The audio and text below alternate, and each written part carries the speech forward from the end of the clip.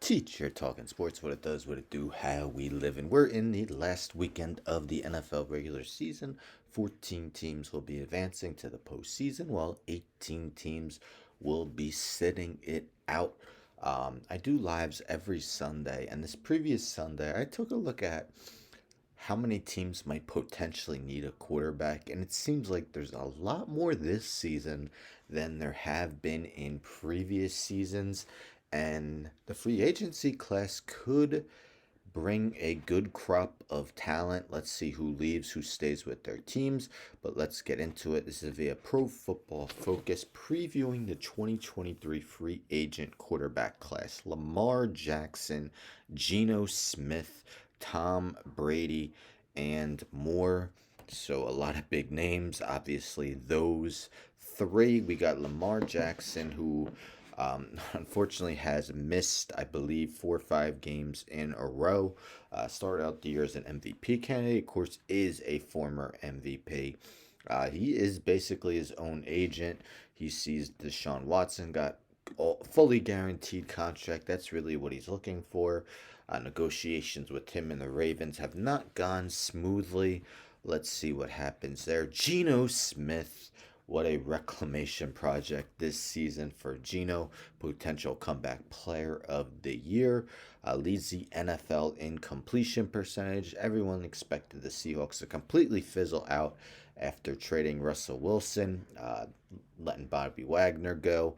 Instead, the Seahawks are still in playoff contention into the final week of the regular season. Tom Brady hasn't been his best season. The Buccaneers did win the NFC South, but they're only 8-8. They play in a poor division. One of the main reasons why they did win.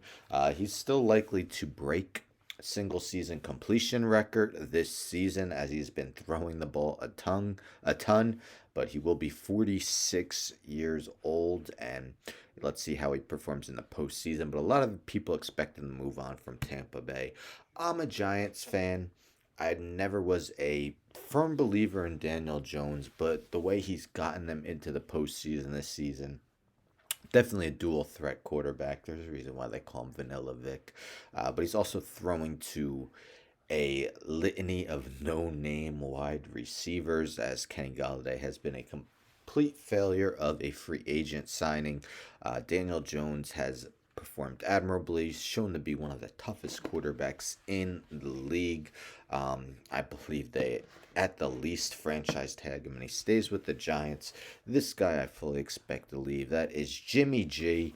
Um, Everyone expected him to leave last year, though, so who knows? But with Brock Purdy winning his first 4 or 5 starts, then we still got Trey Lance, who should enter next season healthy. It's very highly unlikely that Jimmy G will stay with the 49ers. Jacoby Brissett, who really did perform well this season while Deshaun Watson was suspended. Just a lot of close games. They couldn't pull it out at the end. But I could see Jacoby Brissett as almost like a bridge quarterback. Maybe if someone doesn't get a Bryce Young or C.J. Stroud in the draft, maybe like a Will Levis or an Anthony Richardson, could sign Jacoby Brissett as to start the season, begin the season as a starter until they believe the rookie is ready. Andy Dalton. I mean, the Saints' offense wasn't that great this season. Andy Dalton did perform a little better than he previously did with Dallas and Chicago. But, I really did want to see Jameis Winston back in there to see what he can do.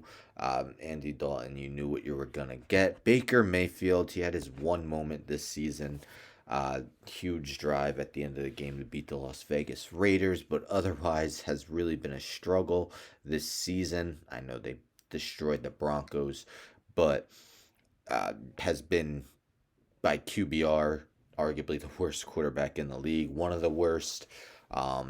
I can't envision someone signing him as to be the starting quarterback, but who knows? Sam Darnold, same Panthers team that Mayfield started with. Darnold has been the best of the 3 quarterbacks for the Panthers this season, but again, with his previous struggles with the Jets, hard to see a team signing him to be a starter. And Gardner Minsh, who started the last two games for the Eagles, performed well against the Cowboys, but did have his struggles against the Saints. Of course, previously was with the Jaguars and wasn't bad at all. Again, a lot of these guys I named at the end could also be bridge quarterbacks, and I didn't name all the notable ones. Some other notable free agents this offseason: Teddy Bridgewater, Case Keenum, Mike White of the Jets, Taylor Heineke, Drew Lock, former second round pick, Cooper Rush, of course,